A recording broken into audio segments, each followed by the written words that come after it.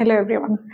अभी तक हमने अपनी प्रेगनेंसी सीरीज में 32 वीक्स कंप्लीट कर लिया है। Now it's turn to 33 week.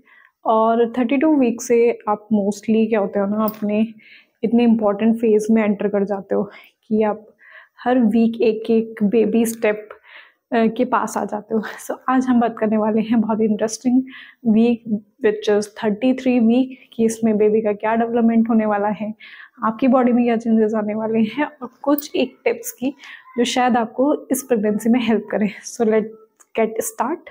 सो पहले बात करते हैं कि बेबी में क्या चेंजेस आने वाले होते हैं। सो आफ्टर 32 वीक्स ऐसा होता है कि कुछ कुछ की प्रेगनेंसी कभी कभी हो जाती है। तो यहाँ पे क्या होता है ना कि अगर प्रेगनेंसी डॉक्टर्स क्यों अवॉइड करते हैं, क्योंकि इस टाइम पे जो बेबी के लंग्स होते हैं वो डेवलप हो रहे हैं। 35 वीक खत्म होने तक, मतलब स्टार्टिंग ऑफ 36 वीक आपके बेबी के लंग्स जो है वो फुल्ली डेवलप हो जाते हैं। आपने कई बार देखा होगा कि किसी किसी की इनिशियल में ही प्रेगनेंसी हो जाती है, डेट इज मतलब 8 मंथ के बाद, या फिर आप कह सकते हैं 33 वीक या 34 वीक में हो जाती है और उसके बाद बेबी को इंक्यूबेटर में रखा जाता है। सो वो इसीलिए रखा जाता है क्योंकि बेबी के अभी जो लंग्स हैं और उसका जो टेम्परेचर है वो बाहर के टेम्परेचर के अकॉर्डिंग नहीं सेट होता है, जिसकी वजह से डॉक्टर्स जो हैं वो टाइम लेते हैं 36 वीक तक, ताकि डिलीवरी अच्छे से हो, प्लस में आपके बेबी का जो भी इम्यूनी सिस्टम है या फिर उसके जो लंग डेवलपमेंट हो रहे हैं वो भी आसानी से काम करने लग जाए। सो विच इज क्या इंपॉर्टेंट है इस वीक में कि आपके बेबी के अभी भी लंग्स डेवलप हो रहे हैं। सेकेंडली उसका इम्यूनी सिस्टम जो है वो बाहर के टेम्परेचर के साथ सेट करने के लिए स्ट्रॉन्ग हो रहा है। तो यहाँ से मतलब 32 वीक, 33, 4, 5 एंड 6 इन सारे वीक्स में मोस्टली बेबी के लंग्स में डेवलपमेंट होता रहता है। सो यहाँ पे सबसे मेन पॉइंट आया बेबी के डेवलपमेंट में कि हमने देखा कि बेबी के डेवलपमेंट में क्या इंपॉर्टेंट है, उसके लंग्स बन रहे हैं, इम्यूनी सिस्टम बहुत स्ट्रांग होगा और उसका टेम्परेचर जो है वो बाहर के टेम्परेचर के साथ सेट होगा। अभी बात करते हैं कि वेट कितना आ गया होगा। ऑलमोस्ट 1.9 टू 2 kgs के अराउंड आपके बेबी का वेट होना चाहिए। और एक और इम्पॉर्टेंट बात, अगर आपने अभी तक अपना स्कैन नहीं कराया which is colour Doppler scan, so वो भी आप अपने डॉक्टर से कंसल्ट करके कर सकते हैं। सो ये स्कैन बहुत इंपॉर्टेंट है, आपने 28 वीक के बाद कराना होता है। अगर आपने अभी तक नहीं कराया तो मस्ट श्योर आप अपनी डेट लेके कलर डॉपलर जरूर करा लें, क्योंकि इसमें क्या पता चलता है मेनली आपके बेबी को जो आपकी बॉडी के साइड से जो भी बेबी को ब्लड फ्लो है वो अच्छा जा रहा है या नहीं जा रहा है। और इसी टाइम पे देख लेते हैं कि बेबी का जो वेट है वो वीक वाइज प्रोग्रेस कर रहा है या नहीं कर रहा। अगर उसमें भी कोई प्रॉब्लम होती है तो डॉक्टर इसी टाइम आपको मेडिसिन देके या फिर डाइट में कुछ चेंजेस करके उसको प्रोग्रेस को ठीक कर सकते हैं। सो मेक श्योर कि आप अपने 3rd ट्राइमेस्टर को उतना ही सीरियस लें जितना आपने अपने 1st ट्राइमेस्टर को लिया था। So now talk to your body. Obviously आपकी बॉडी में बहुत सारे चेंजेस आ रहे हैं, हर एक चेंज का मतलब आपकी प्रेगनेंसी ही है ऑब्वियसली। बट हाँ, अगर कोई आपको एक ऐसा सिम्टम है जो बहुत ज़्यादा देर तक रह रहा है, या फिर फॉर एग्जाम्पल अगर आपको हेडेक है और वो कॉन्टिन्यूसली नहीं जा रहा, तो मेक श्योर ऐसे सिम्टम्स आपको अवॉइड नहीं करने हैं और अपने डॉक्टर को जरूर कंसल्ट। सो यहाँ पे क्या आ जाते हैं कि कुछ में क्या होता है ना, हैंड्स और लेग्स में स्वेलिंग एक प्रॉब्लम हो जाती है, क्योंकि अब बेबी क्या है अपनी पोजीशंस को चेंज कर सकता है।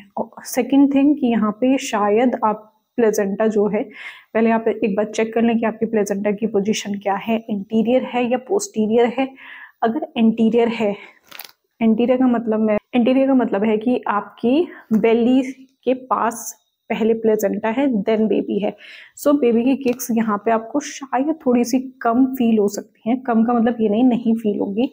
कम का मतलब ये होता है अब बेबी का साइज बड़ा हो चुका है, वो अम्नियोटिक सेट में पूरा फिट हो चुका है, जिसकी वजह से उसको इतना स्पेस नहीं मिल पाता कि वो इतनी फ्रिक्वेंट किक कर सके। इसलिए डॉक्टर आपको 32 वीक्स ऑनवर्ड से और मे बी 28 वीक ऑनवर्ड से आपको एक बेबी चार्ट देते हैं, जिसमें आपको बेबी की ट्रैकिंग करनी होती है।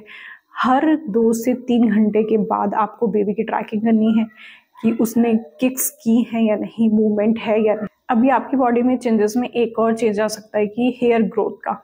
सो मोस्ट ऑफ द केसेस में ये देखा गया है कि क्लोज टू 9 मंथ और close to your delivery date some of mothers में, जो वुड बी मदर्स होती हैं, उसमें ऐसा होता है कि उनके बालों का झड़ना कम हो जाता है। और बाल शाइनियर हो जाते हैं, और मे भी कुछ पार्ट्स में ऐसा भी हो सकता है कि आपकी हेयर की ग्रोथ तेज हो गई हो।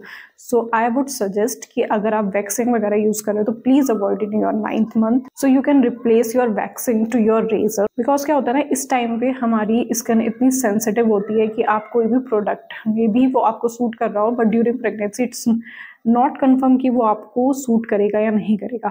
सो वैक्सिंग आपकी एलर्जी, हैंड्स या फिर लेग्स में कहीं पे भी एलर्जी का रीज़न बन सकता है।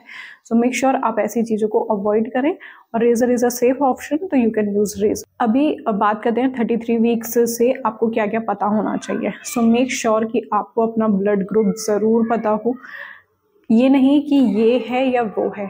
मेक श्योर कि आपके पास एक ऐसी रिपोर्ट हो जिसमें आपका ब्लड ग्रुप मेंशन हो कि आपका क्या ब्लड ग्रुप है। कभी कभी क्या होता है ना कि हमें लास्ट में जाके कुछ चीज़ें सिर्फ आपको ही पता होती है, और आपने शायद अपने हस्बैंड से या फिर फैमिली मेम्बर से वो चीज़ें डिस्कस ना की हो, but it is a time कि आप अपने फैमिली मेम्बर्स या फिर अपने हस्बैंड के साथ, ऑब्वियसली हस्बैंड के साथ, आप अपने ब्लड ग्रुप, इंपॉर्टेंट रिपोर्ट्स, अपनी प्लेसेंटा की पोजीशंस, इन सब के बारे में डिस्कस करके रखें, क्योंकि ये सारी चीज़ें आपकी डिलीवरी के टाइम पे बहुत हैम्पर कर सकती हैं। क्योंकि उस टाइम पे क्या होता है ना, डॉक्टर आपको मे बी किसी रीज़न से ये बोल सकते हैं कि सी सेक्शन होगा, या फिर नॉर्मल डिलीवरी में कुछ कॉम्प्लिकेशंस हो सकते हैं, या फिर सब कुछ ठीक भी हो सकता है। सो उस केस में आपके फैमिली मेम्बर्स, आपके हस्बैंड को ये पता होना चाहिए कि आपका ब्लड ग्रुप क्या है, उस टाइम पे पैनिक वाली सिचुएशंस ना हो। सो अपने डॉक्यूमेंट्स, अपनी रिपोर्ट्स ज़रूर एक बार प्री डिलीवरी में डिस्कस कर लें अपने पार्टनर के साथ। दूसरा एक और टिप कि इस यहाँ से अभी आपको कैल्शियम, आयरन, मतलब प्रोटीन रिच फूड लेने हैं। प्रोटीन रिच में आप सारी, अगर आप वेजिटेरियन हैं तो ऑब्वियसली दाल वगैरह ले सकते हैं, और 33 वीक के बाद आप जो भी हॉट चीज़ों में आते हैं, मतलब जो गर्म चीज़ों में आते हैं, उनको भी अपनी डाइट में इंक्लूड कर सकते हैं, बच्चस अगर आपका सब सही है तो। क्यों? क्योंकि यहाँ से आपका क्या होता है ना, आप एक्सरसाइज करना शुरू कर देते हैं, जिससे आपकी जो भी बोन्स हैं वो अपनी जगह से थोड़ा सा मूवमेंट करना शुरू कर देती हैं, और यहाँ से आपको पेल्विक प्रेशर भी दिख सकता है। सो मेक श्योर कि आप अपनी डाइट भी कंप्लीट करें। एक और इम्पॉर्टेंट टिप कि यहाँ से आपको क्या हो सकता है, सोने में प्रॉब्लम हो सकती है, जिसका मैं एक सेपरेट वीडियो बनाने वाली हूँ कि हमें लेफ्ट साइड ही क्यों सोना चाहिए। सो इसके बहुत इंटरेस्टिंग आपको फैक्ट्स पता चलेंगे। वो होता है ना कि जब हमें एक क्वेश्चन रेज हो जाता है हमारे माइंड में, और जब तक उसका सही आंसर ना मिले तब तक वो क्वेश्चन जस्टिफाइड नहीं लगता है। सो इसलिए लेफ्ट साइड क्यों सोना चाहिए, उसकी एक सेपरेट वीडियो आएगी। बहुत इंटरेस्टिंग फैक्ट्स हैं, आपको मज़ा आएगा और जानकर अच्छा लगेगा।